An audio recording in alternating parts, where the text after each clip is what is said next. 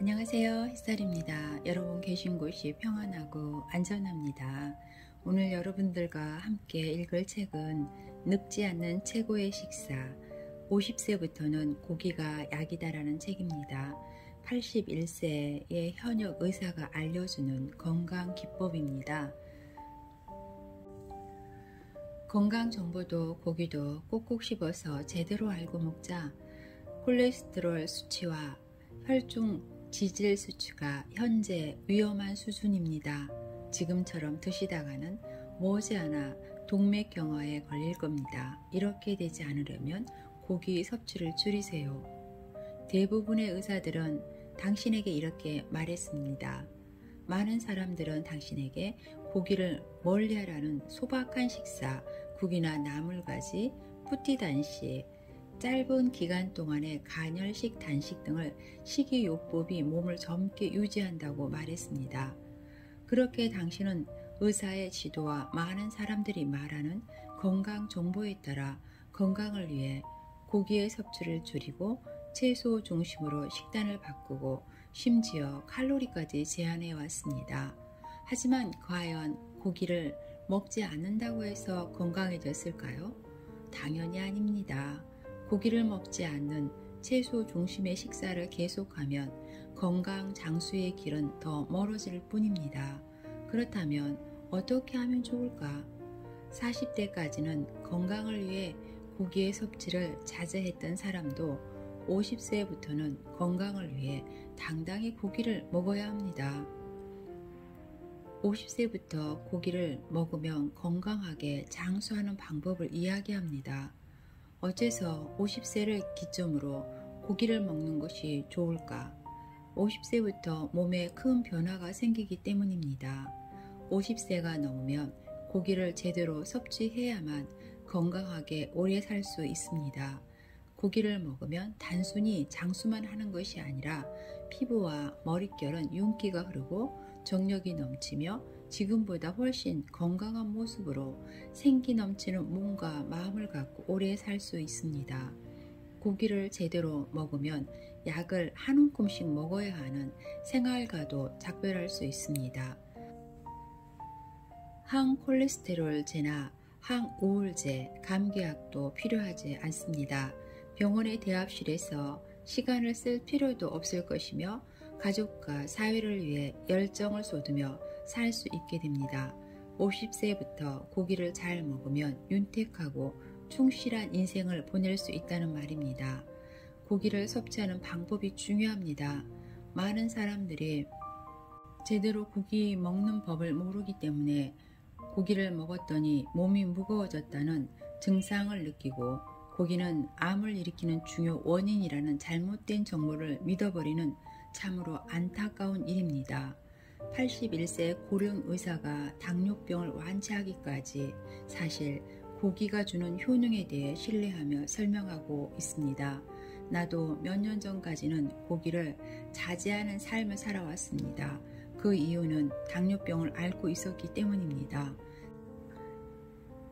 당뇨병에 걸리고 난 후 병을 치료하려는 마음 하나로 일본 당뇨병 학회가 권장하는 칼로리 제한 다이어트를 실천했습니다. 하지만 전혀 좋아지지 않았습니다. 오히려 모든 것을 약과 병원에 의존하며 시간을 보냈습니다. 이 상황을 반성하고 더 좋은 방법을 찾기 위해 건강한 장수를 위한 식사를 연구했고 육식의 중요성을 알게 됐습니다. 내가 당뇨병을 극복한 방법은 간단합니다.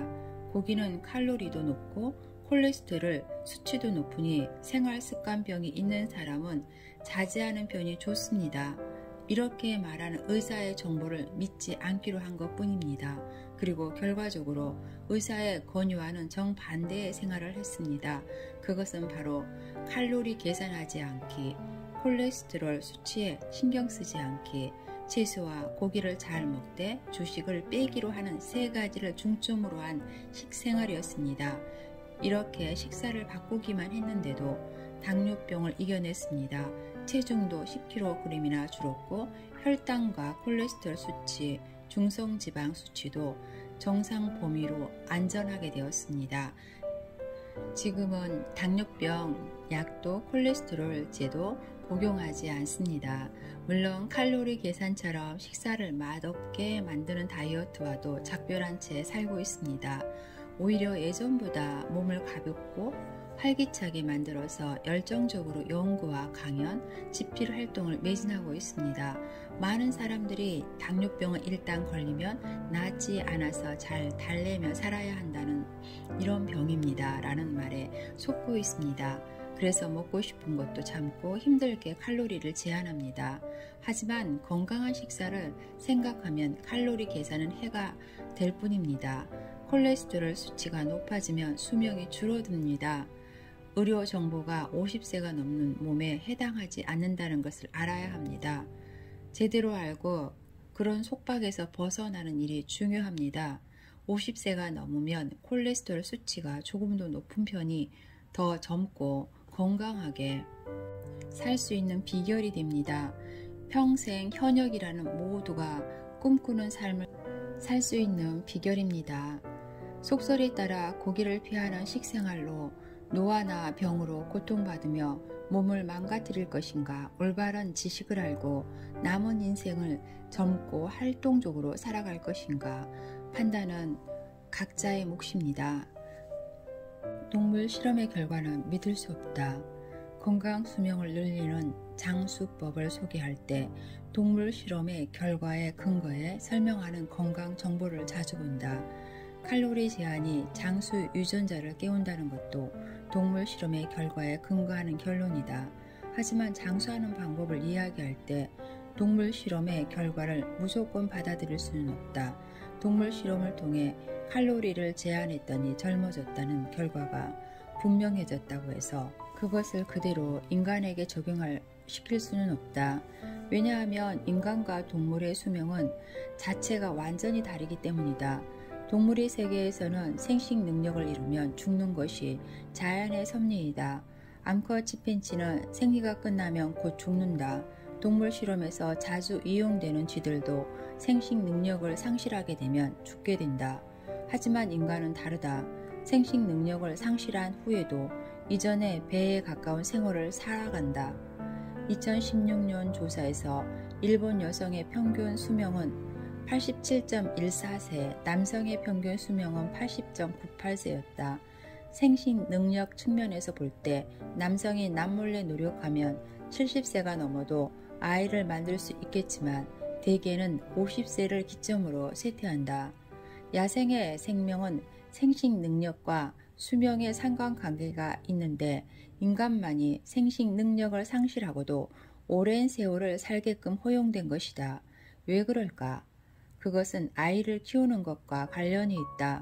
동물의 새끼는 태어나자마자 곧장 일어서고 걷기 시작한다. 하지만 인간은 아기는 10달 동안 태에서 키운 후에 탄생하고 그 후에도 일어나기까지 10달이 넘게 걸린다. 태어나서 1년 가까이나 누워서 지내는 것은 인간 아이일 뿐이다. 이것은 인간의 뇌 발달과 관련이 있다.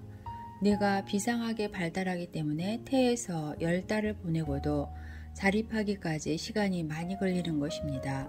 태어나면서 바로 어미의 젖을 빠는 동물의 새끼와는 달리 인간의 아기는 호흡하는 것 외에는 모든 것을 부모의 손에 의지합니다.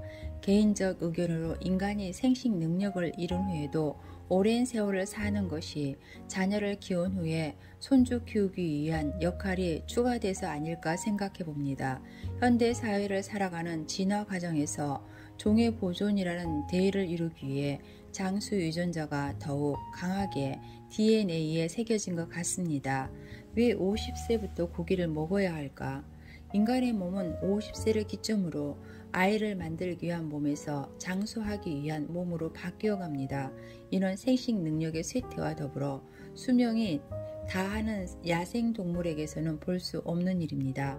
이 시기가 되면 당연히 필요하는 영양소도 달라집니다. 주식인 탄수화물이나 단 음식의 몸이 거추장스러운 영양분이 됩니다. 고기의 성분이 암세포와 싸우는 재료가 됩니다. 동물성의 단백질이 암의 영양분이 될까요? 고기가 암 발병에 많은 영향을 준다라는 말은 이미 오래전부터 있었습니다. 현재 일본에서 2명 중 1명이 살면서 한 번은 암에 걸립니다. 그리고 남성은 거의 4명 중 1명, 여성은 6명 중에 1명이 암으로 사망하고 있습니다. 암은 치료가 힘들고 생명을 위협할 가능성이 높은 병이어서 우리 모두 암에 걸리지 않길 바랍니다. 동시에 고기가 건강에 안 좋다고 여기는 분위기에서 고기를 먹으면 암에 걸린다라는 생각이 확고히 자리 잡았습니다. 고기가 암을 일으킨다는 이야기의 근거 중 하나는 고기를 먹으면 장 내에서 나쁜 균이 비정상적으로 발생해 독소가 생기고 그것이 암을 만든다는 것입니다. 이 의견은 일리가 있습니다. 다만 뒤에서 자세히 설명하겠지만 평소에 식이섬유를 잘 섭취해 좋은 균이 우세한 장을 만들어 두면 나쁜 균이 비정상적으로 발생할 걱정이 없습니다. 다른 동물 이야기는 동물성 단백질은 암세포의 영양분이 된다라는 말이 있는데 이 정보는 옳지 않습니다. 암을 예방하려면 콜레스테롤에 힘이 반드시 필요하기 때문입니다. 실은 고기를 잘 먹으면 암을 예방할 수 있습니다. 많은 사람이 암에 대해 막연한 공포심을 갖고 있습니다. 그렇다면 암세포는 어떻게 발생하는지 제대로 알고 있는가? 암이 발생하는 원리를 이해하면 어떤 것에 주의해야 암에 걸리지 않는지 알 수 있습니다. 암은 세포의 병입니다. 인간의 몸을 구성하는 약 37조 개의 세포는 매일 약 2%씩 신진대사를 통해 오래된 것을 버리고 새로운 것으로 생깁니다. 세포에게 있어 이 세포 분열은 대단한 작업입니다.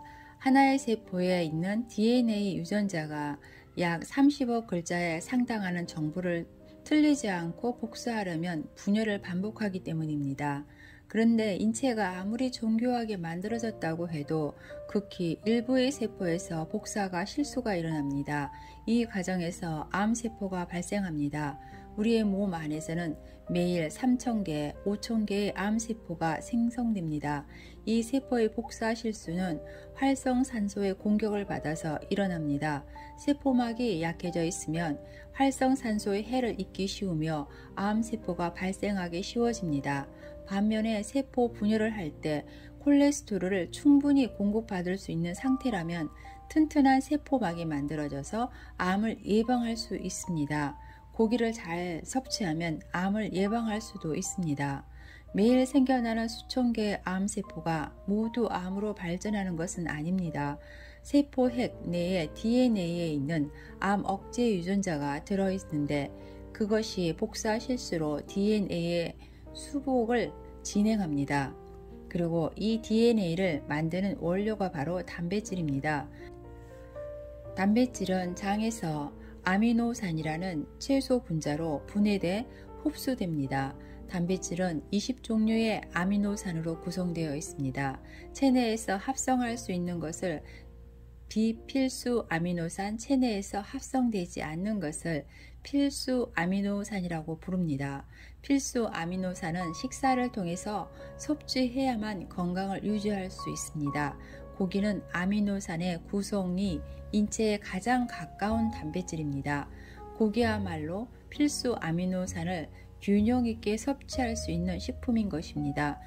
세포막의 재료인 콜레스테롤과 DNA의 재료인 단백질을 한 번에 공급해주는 건강식품이기도 합니다. 암에 걸리면 식이요법에 많은 신경을 쓰게 됩니다. 이때 많은 분들이 육식을 끊는 요법을 시작합니다. 하지만 애당초 암의 영양분이 되는 단백질은 혈액 중에 존재하며 식사로 섭취하는 단백질을 직접 받아들이는 것이 아닙니다. 조금 더 말하자면 인체는 단백질로 이루어져 있기 때문에 식사로 섭취하는 단백질을 줄인다고 해서 암을 키우는 단백질을 공급을 끊을 수 있는 것은 아닙니다. 그런데도 고기를 먹지 않으면 몸은 눈에 띄게 야위어질 수밖에 없습니다. 몸의 저항력이 떨어져서 암과 싸울 체력마저 빼앗기게 됩니다. 따라서 암을 치료하려면 오히려 좋은 고기를 맛있게 먹어야 하고 고기를 먹으면서도 세포도 유전자도 튼튼해집니다. 면역력을 높이는 식재료는 채소와 콩류, 과일 등 유명합니다. 이런 식재료 중에서 젊음을 유지하는 데 좋은 것은 붉은색, 노란색, 녹색, 보라색 등 색깔이 뚜렷한 채소류와 과일, 마늘파, 감귤 등이 향이 강한 음식입니다. 버섯류, 특히 마늘과 양배추를 추천합니다. 스테이크를 구울 때는 올리브오일을 추천합니다. 맛있는 고기를 드실 때 깻잎과 상추를 함께 곁들여 드시면 좋습니다. 고기는 된장에 찍어서 드시면 된장이 가지고 있는 단백질 분해 성분으로 인해서 고기를 쉽게 분해할 수 있는 작용이 되어서 위에 부담이 덜 될 것이고, 깻잎은 칼슘이 풍부하기 때문에 고기에 없는 칼슘을 보충해 줍니다. 상추는 위를 치료하는 효과가 있습니다. 그래서 이 깻잎과 상추를 드레싱을 만들어서 같이 드시면 간의 부담을 줄여주고 맛있는 고기를 먹을 수 있는 효과가 납니다. 이 드레싱을 만들 때는 들기름하고 간장하고 식초를 같이 넣어서 샐러드화 시켜서 드시면 훨씬 효과적입니다. 간에 부담도 없고 간이 편안해지기 때문에 소화하고 흡수하기가 아주 좋습니다. 여러분에게 좋은 정보가 되었으면 참 좋겠습니다. 감사합니다.